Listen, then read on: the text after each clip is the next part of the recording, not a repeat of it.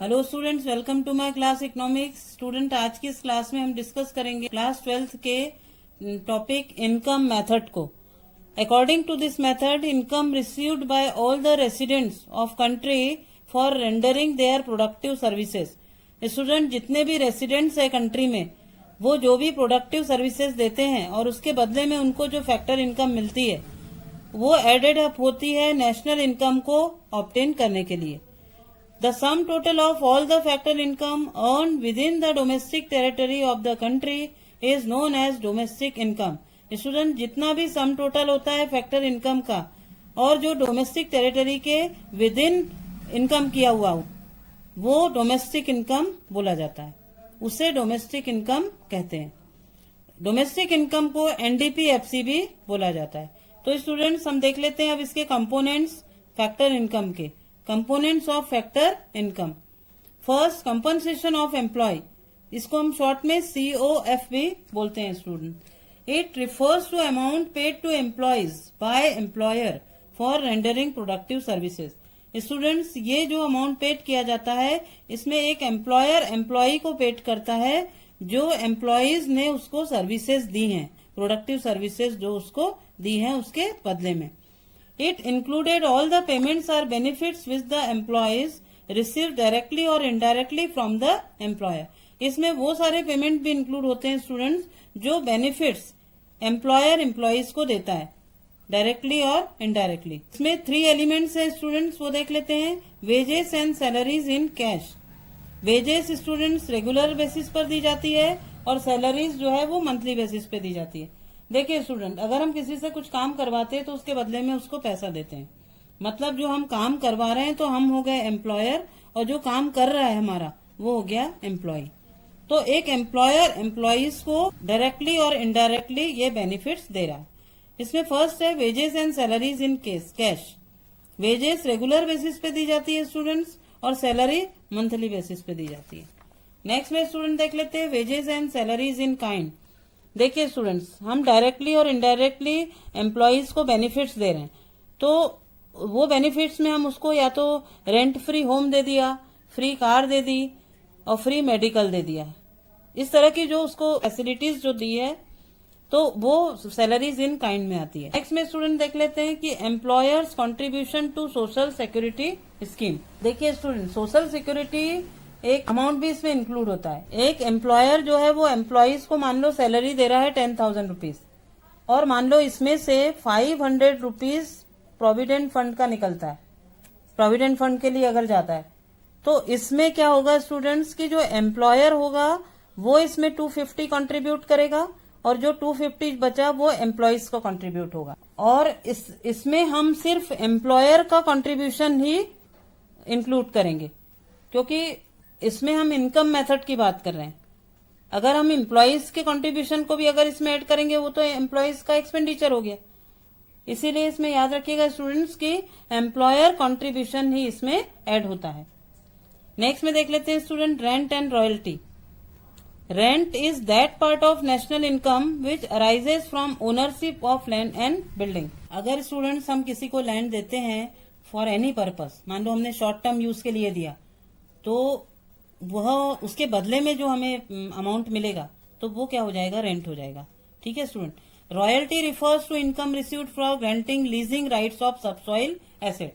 और अगर मान लो हमने हमारे पास जो जमीन है वो किसी को दे दी यूज करने के लिए, अगर मान लो उस जमीन के नीचे कोल है, उस जमीन के नीचे क्या है स्टूडेंट्स, कोल है, तो कोल के लिए अपना लैंड उसको प्रोवाइड किया है तो उसके बदले में हमें पैसा मिल रहा है तो वो क्या कहलाएगा, रॉयल्टी कहलाएगा। या फिर मान लो हमने कोई सबसॉइल एसेट के लिए दिया है अपना लैंड, सबसॉइल एसेट के एक्सर्शन के लिए हमने मान लो लैंड दिया है तो वो कहलाएगा रॉयल्टी। नेक्स्ट में स्टूडेंट देख लेते हैं interest. It refers to the amount received for lending funds to a productive unit. अगर स्टूडेंट हमने किसी प्रोडक्टिव यूनिट को फंड हमने दिया हुआ है और उसके बदले में हमें कुछ अमाउंट मिल रहा है, पैसा मिल रहा है, तो हम कहेंगे वह हमारा इंटरेस्ट है। Okay students. तो नेक्स्ट में देख लेते हैं profit. It is the reward to an organization for his contribution in production of goods and services. Students अगर बिजनेस में किसी ने पैसा लगाया है तो उसके बदले उसको जो मिल रहा है पैसा वो उसका रिवार्ड है, और ये जो रिवार्ड है वही उसका क्या है, प्रॉफिट है, क्योंकि उसने production of goods and services में कंट्रीब्यूशन दिया था। तो स्टूडेंट्स देखते हैं कि profit earn bye an enterprise is used for 3 purposes. ये जो प्रॉफिट अर्न होता है एंटरप्राइजेस को, ये 3 पर्पजेस के लिए होता है। अब 3 पर्पजेस में स्टूडेंट्स क्या आता है वो देख लेते हैं। प्रॉफिट किसको हो रहा है, कंपनी को हो रहा है। प्रॉफिट जो हो रहा है स्टूडेंट ये कंपनी को हो रहा है। अब क्या हो रहा है, कंपनी को टैक्सेस भी देने पड़ते हैं, जो होता है corporate tax. It is the direct tax paid by an enterprise to the government on the total profit earn by it. It is also known as profit tax और बिजनेस टैक्स। अब students क्या होता है कि company को या enterprises को जितना भी प्रॉफिट हुआ है उस प्रॉफिट में से उसको टैक्स भी पे करना पड़ता है, तो वही टैक्स होता है कॉर्पोरेट टैक्स। नेक्स्ट में स्टूडेंट देख लेते हैं dividend. It refers to that part of profit which is paid to the share holder in the ratio of their share holding. It is also known as distributed profit. अब student अगर company है तो company में क्या है, profit हुआ। अब profit company को ही हुआ। अब जो कंपनी है तो उसके शेयर भी होंगे। अब शेयर है तो उनको डिविडेंड भी देना पड़ेगा। अब कॉर्पोरेट टैक्स और डिविडेंड अगर कंपनी ने पेड किया है तो देख लेते हैं स्टूडेंट्स की किस तरह। मान लो कंपनी को 80,000 रुपीज का प्रॉफिट हुआ है। कितने का प्रॉफिट हुआ है स्टूडेंट्स, 80,000 का। अब मान लो कंपनी ने उसके कॉर्पोरेट टैक्स के इसमें से 30,000 रुपीज दे दिए, तो आउट ऑफ इसमें कितने बचे, 50,000 बचे। अब मान लो 50,000 में से कंपनी ने सोचा कि उसे अभी फ्यूचर के लिए कुछ पैसा रखना है, बिजनेस को उसको आगे बढ़ाना है, बिजनेस उसको एक्सपेंड करना है, उसके लिए कुछ रिजर्व रखना है। तो कंपनी ने बोला कि इसमें से हम 30,000 रुपीज तो जो है वो हमारे फ्यूचर प्रोजेक्ट के लिए रख लेते हैं, और जो 20,000 जो बच रहा है उसको हम डिविडेंड में दे देते हैं। तो स्टूडेंट्स ये तो हो गया कॉर्पोरेट टैक्स, ये हो गया डिविडेंड। अब जो ये 30,000 रुपीज कंपनी ने जो फ्यूचर के लिए बचा के रखे हैं, इसी को स्टूडेंट कहते हैं retain earning. It refers to that part of profit which is kept as reserve to meet for business expansion. Business expansion के लिए उसने कुछ रिजर्व में पैसा रखा, तो वो रिजर्व में जो उसने पैसा रखा हुआ है वो किसमें से रखा है स्टूडेंट्स, उन्होंने प्रॉफिट में से ही रखा है। तो that is called retain earning. Okay students, in short में अगर हम बोलें तो प्रॉफिट जो है वो corporate tax plus dividend plus retain earning. Students operating surplus में ये 3 एलिमेंट्स आते हैं, रेंट, प्रॉफिट एंड इंटरेस्ट। तो स्टूडेंट अगर आपके क्वेश्चन में ऑपरेटिंग सरप्लस अगर दिया हुआ है और रेंट, प्रॉफिट, इंटरेस्ट भी दिया हुआ है, तो आप अपने क्वेश्चन में ऑपरेटिंग सरप्लस को ऐड करेंगे, उसमें रेंट, प्रॉफिट, इंटरेस्ट को नहीं लेंगे। Rent, profit, interest is equal to operating surplus. Student देख लेते हैं steps to calculate national income from income method. तो इसमें सबसे पहले स्टूडेंट कंपनसेशन ऑफ एम्प्लॉय लिखेंगे, इसके बाद rent and royalty, interest, profit और मिक्स इनकम, इन सभी को एडअप करेंगे। इसके बाद स्टूडेंट्स इन सबको ऐड करके हमें क्या मिलेगा, NDP-FC, net domestic product at factor cost, domestic income इसको कहते हैं। नेक्स्ट में स्टूडेंट हम जब NDP-FC तक आ गए तो इससे हमको कहाँ पे जाना है, NNP-FC तक जाना है। और अगर स्टूडेंट्स हमको NNP-FC फाइंड करना है और NDP-FC तक हम आ गए हैं तो इसमें हमें क्या करना पड़ेगा, प्लस NFIA करना पड़ेगा, net factor income from abroad. तो हम इसमें NFIA प्लस कर देंगे तो इससे हमको नेशनल इनकम ऑब्टेन हो जाएगी।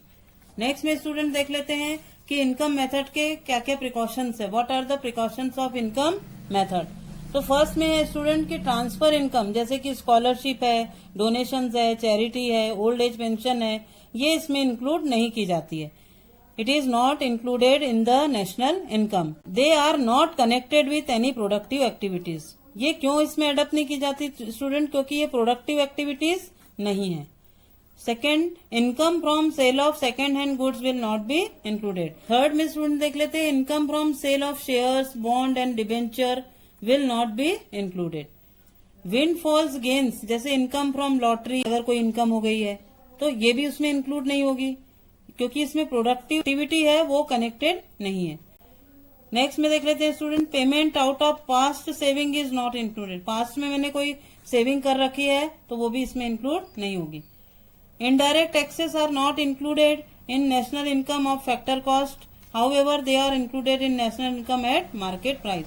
जो इनडायरेक्ट टैक्सेस है स्टूडेंट्स, वो भी नेशनल इनकम में इंक्लूडेड नहीं होंगे, क्योंकि वो ऑलरेडी नेशनल इनकम में मार्केट प्राइस जो था उसमें इंक्लूड हो चुके हैं.